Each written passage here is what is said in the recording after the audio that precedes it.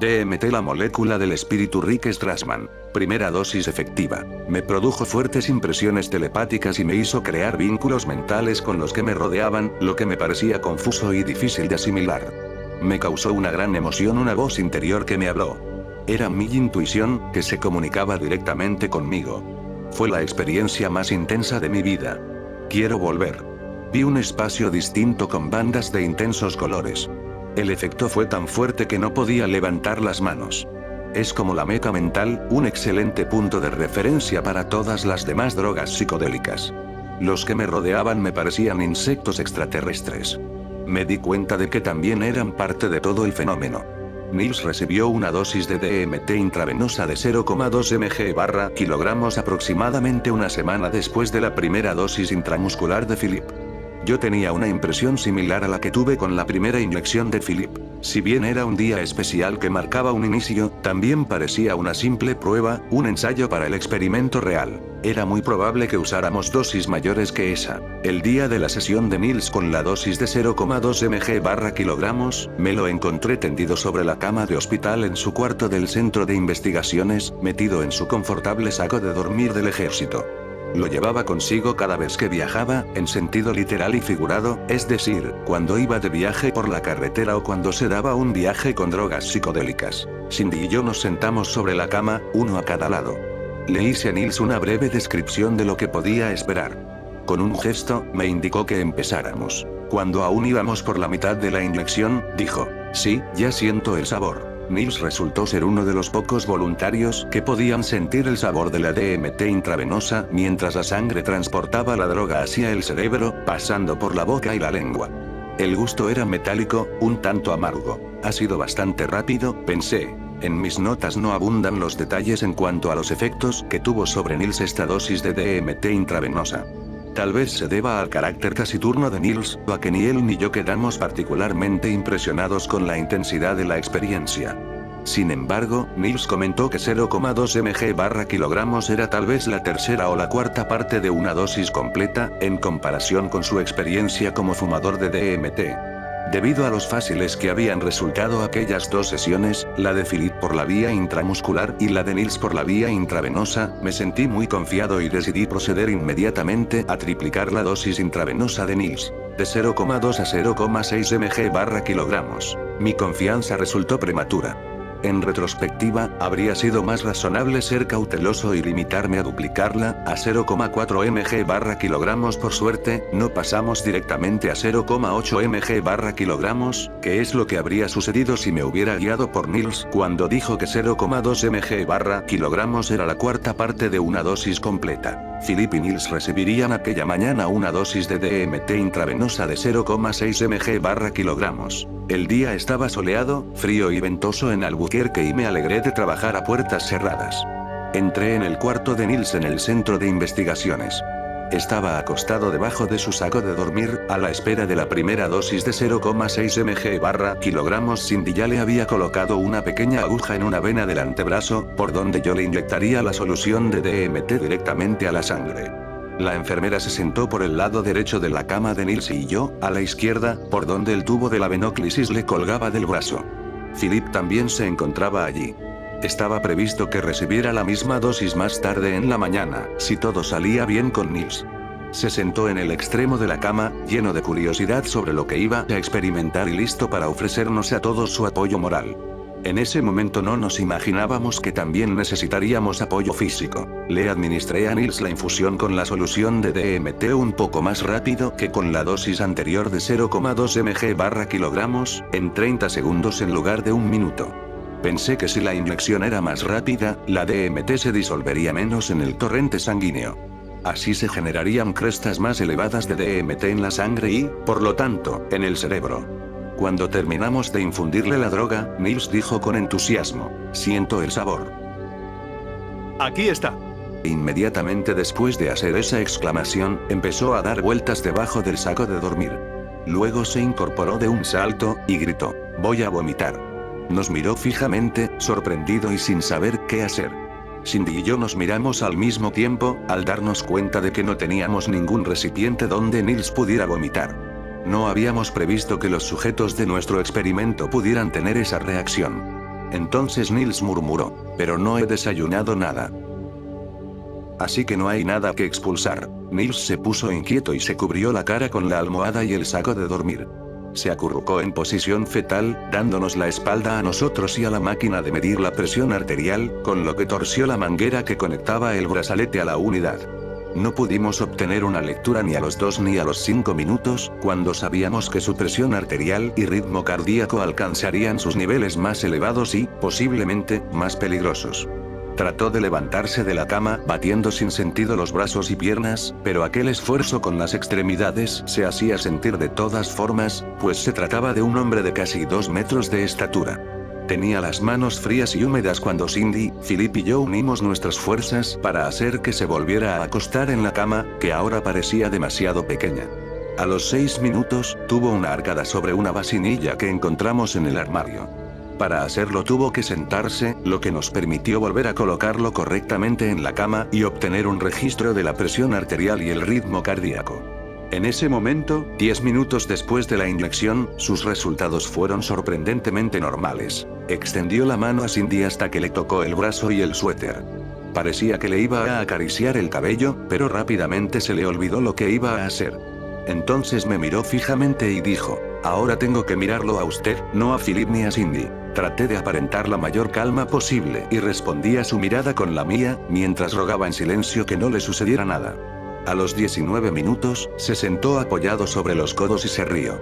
Tenía cara de estar muy colocado, pupilas dilatadas, sonrisa torcida y balbuceos incoherentes. Al fin dijo, creo que la mejor dosis alta sería entre 0,2 y 0,6. Todos nos reímos y la tensión reinante en el salón disminuyó bastante. Nils aún no había perdido el sentido, al menos de momento. Continuó. Sentí un desplazamiento del ser, pero lamentablemente ya se está terminando. Era como una cafetería de colores. Una sensación conocida. Sí, ya he vuelto. Ellos estaban allí y nos reconocimos. Pregunté, ¿quién estaba? Nada ni nadie que pudiera identificarse como tal. Todavía tenía bastante aspecto de estar bajo la influencia del estupefaciente. No quise presionarlo. Sacudió la cabeza y añadió, la experiencia de ir recuperándome de los efectos más fuertes fue muy colorida, pero me aburrió en comparación con el nivel de cresta. En ese punto máximo, sabía que había vuelto al mismo lugar donde estuve cuando fumé esta sustancia el año pasado. Y me produjo una sensación de soledad. Pensé que me había puesto muy mal. Los sentí inclinados sobre mí, formas, pues se trataba de un hombre de casi 2 metros de estatura. Tenía las manos frías y húmedas cuando Cindy, Philip y yo unimos nuestras fuerzas para hacer que se volviera a acostar en la cama, que ahora parecía demasiado pequeña. A los 6 minutos, tuvo una arcada sobre una vasinilla que encontramos en el armario. Para hacerlo tuvo que sentarse, lo que nos permitió volver a colocarlo correctamente en la cama y obtener un registro de la presión arterial y el ritmo cardíaco. En ese momento, 10 minutos después de la inyección, sus resultados fueron sorprendentemente normales. Extendió la mano a Cindy hasta que le tocó el brazo y el suéter. Parecía que le iba a acariciar el cabello, pero rápidamente se le olvidó lo que iba a hacer. Entonces me miró fijamente y dijo, ahora tengo que mirarlo a usted, no a Philip ni a Cindy. Traté de aparentar la mayor calma posible y respondí a su mirada con la mía, mientras rogaba en silencio que no le sucediera nada. A los 19 minutos, se sentó apoyado sobre los codos y se rió. Tenía cara de estar muy colocado, pupilas dilatadas, sonrisa torcida y balbuceos incoherentes. Al fin dijo, creo que la mejor dosis alta sería entre 0,2 y 0,6. Todos nos reímos y la tensión reinante en el salón disminuyó bastante. Nils aún no había perdido el sentido, al menos de momento. Continuó. Sentí un desplazamiento del ser, pero lamentablemente ya se está terminando. Era como una cafetería de colores. Una sensación conocida. Sí, ya he vuelto. Ellos estaban allí y nos reconocimos. Pregunté, ¿quién estaba? Nada ni nadie que pudiera identificarse como tal. Todavía tenía bastante aspecto de estar bajo la influencia del estupefaciente. No quise presionarlo. Sacudió la cabeza y añadió, la experiencia de ir recuperándome de los efectos más fuertes fue muy colorida, pero me aburrió en comparación con el nivel de cresta. En ese punto máximo, sabía que había vuelto al mismo lugar donde estuve cuando fumé esta sustancia el año pasado. Y me produjo una sensación de soledad. Pensé que me había puesto muy mal. Los sentí inclinados sobre mí, como si fuera a morir y ustedes trataran de resucitarme. Tenía la esperanza de que todo estuviera bien. Solo estaba tratando de percibir lo que pasaba adentro. Hizo una pausa y concluyó: estoy cansado. Quisiera tomar una siesta, pero la verdad es que no tengo sueño. Aparte de lo anterior, Niels no dijo mucho más, excepto que tenía un hambre enorme, pues había tomado la precaución de no desayunar. Comió con gran apetito mientras respondía a nuestra escala de evaluación. Resultó que el propio Niels pensaba que 0,6 mg/kg era demasiado. Estuve unos minutos en la sala de descanso de las enfermeras, reflexionando sobre lo que acabábamos de presenciar. Desde el punto de vista cardíaco, la presión arterial y las pulsaciones de Niels solo habían tenido un aumento moderado, aunque no pudimos obtener las lecturas en el momento que se suponía era el nivel de cresta. Por consiguiente, una dosis intravenosa de DMT de 0,6 mg/kg no parecía producir ningún daño físico. Sin embargo, no estaba seguro de si el informe tan escueto de Niels se debía a que no recordaba lo sucedido, o a su estilo de guardarse para sí la mayor parte de lo que vio. Lo que estaba claro era que habíamos traspasado el umbral psicodélico. La rapidez e intensidad del comienzo, el carácter irrefutable de la experiencia, la sensación descrita por Niels de estar en presencia de otros, eran rasgos que daban a entender que la DMT había surtido todo su efecto. Pero, ¿habíamos llegado mucho más allá de la barrera psicodélica? El propio Niels reconocía que era un cabeciduro, que requería dosis más elevadas que otras personas para alcanzar con la misma droga niveles comparables de alteración de las percepciones. ¿Cómo nos iría con Philip? Philip y yo caminamos por el pasillo intensamente iluminado del centro de investigaciones. Al pasar junto a la enfermería, vimos a Niels, que seguía buscando comida. Se sentía muy bien. Me dio satisfacción comprobar lo bien que se veía a tan poco tiempo de su angustioso salto desde un precipicio psíquico. Le pregunté a Philip: ¿estás seguro de que quieres la misma dosis? Sí, dijo sin titubear en absoluto. Yo no estaba tan seguro. Si Philip decidía no someterse a una experiencia similar a la de Niels, mi ansiedad sería más tolerable. Tal vez se conformaría con una dosis de 0,5 o 0,4 mg/kg. Sería fácil hacerlo, pues podía simplemente parar justo antes de vaciar toda la jeringa llena de solución de DMT. Aunque a mi juicio lo más probable era que la dosis de 0,6 mg/kg no tuviera efectos físicos nocivos, la posibilidad de que los efectos mentales fueran devastadores era más contundente que antes de la sesión de Niels. Sin embargo, como Philip no quería ser menos que su amigo, su compañero psiconauta, dijo que estaba listo para su dosis de 0,6 mg/kg. Esta tendencia en nuestros voluntarios de perseverar, aunque existiera la posibilidad de tener una experiencia psicodélica aniquiladora, era muy marcada. Se hizo ver con mayor claridad durante nuestro estudio de tolerancia, que tuvo lugar al año siguiente, en 1991, cuando los voluntarios recibieron 4 grandes dosis de DMT con solo 30 minutos de separación entre una y otra. Ninguno de los voluntarios, aunque estuvieran agotados, se negaron a recibir aquella cuarta y última dosis de DMT. El hecho de que Philip deseaba recibir la misma dosis que Niels me planteaba un dilema científico, personal y ético. Mis profesores me enseñaron que más vale prescribir una cantidad un poco mayor de lo necesario de un medicamento si las circunstancias lo exigen. Por ejemplo, tal vez fueran necesarias dosis muy altas para obtener una respuesta terapéutica completa en pacientes que de otro modo presentarían resistencia al tratamiento. Además, sobre todo si se estaba estudiando una nueva droga experimental, era importante conocer los efectos tóxicos para poder reconocerlos rápidamente en distintas situaciones. Mi autoridad y mis responsabilidades como investigador principal del proyecto me indicaban que debía decirle a Philip que no quería que se repitiera una experiencia similar a la que tuvo Niels con la dosis de DMT de 0,6 mg/kg. Sin embargo, ya Niels estaba bien. Lo que era más importante, Niels fue el primero y único que había recibido esa dosis. Yo había previsto para esa mañana 2 sesiones con dosis de 0,6 mg/kg a fin de determinar si dicha cantidad provocaba respuestas similares en 2 personas distintas. Philip me simpatizaba y es cierto que quería su dosis de 0,6 mg/kg. Pero, ¿hasta qué punto influía en esto nuestra amistad? Yo no quería simplemente hacer lo que él pidiera con tal de no poner en peligro nuestra relación, pero, al mismo tiempo, quería que su participación en esta etapa inicial del estudio le resultara provechosa. De cierto modo, Philip nos estaba haciendo un favor. Vivía lejos de Albuquerque y le habría sido inconveniente si le pedíamos que viniera una vez más a recibir 0,6 mg/kg si las dosis de 0,4 o 0,5 no eran suficientes. Había muchas prioridades distintas que a veces no coincidían. Decidí confiar en que había tomado la decisión correcta al acceder a administrarle 0,6 mg/kg. Al entrar en su cuarto, Philip y yo saludamos a Cindy y a Robin, la novia de él. Ya estaban allí, esperándonos. El voluntario se acomodó en la cama. Estaba a punto de comenzar otra sesión con dosis de DMT intravenosa de 0,6 mg/kg. El cuarto sencillo y estéril tenía pisos de linóleo encerado y reluciente, con paredes de color rosa salmón. Por detrás de la cama salían mangueras de oxígeno y agua y para la succión de secreciones. Philip había pegado sobre la puerta de madera del baño, que quedaba frente a su cama, una imagen de Avalokitesvara, el santo budista de la compasión que tiene 1000 brazos. Del techo colgaba un televisor conectado a un montón de cables, con la pantalla dirigida hacia abajo, frente a su estrecha cama llena de mecanismos, que estaba cubierta con delgadas sábanas de hospital. Philip se acostó y se acomodó lo más posible. Con gran arte y habilidad, Cindy le puso una venóclisis en el mismo antebrazo donde tenía colocado el brazalete del esfigmomanómetro. Tenía en el otro brazo un tubo más grande del que podíamos extraer sangre, para poder medir las concentraciones de DMT después de administrarle la droga. Para que no se formaran coágulos en esa manguera, estaba conectada a una bolsa plástica transparente de la que goteaba constantemente solución salina estéril.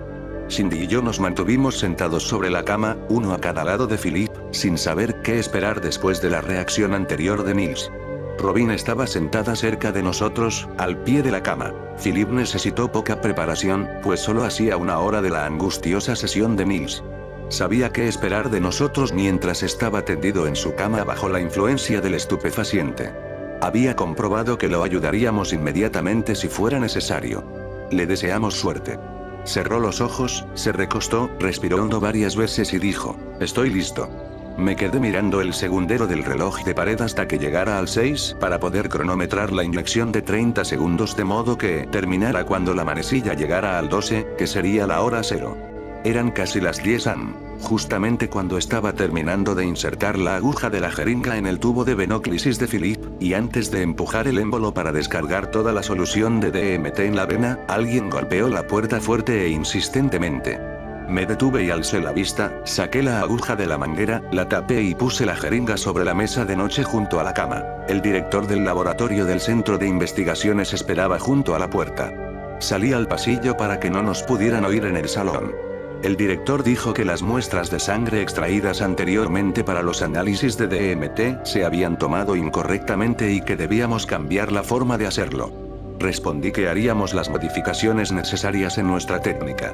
Volví a entrar y me senté en la silla junto a la cama de Philip. Parecía no haberse enterado de la interrupción, pues ya había comenzado el proceso de introspección y relajamiento que, según nuestras observaciones, permitía la entrada más gradual posible en los reinos de la DMT. Para este voluntario, el viaje ya había comenzado. Me disculpé por la interrupción y, para mejorar los ánimos, dije: ¿dónde nos habíamos quedado?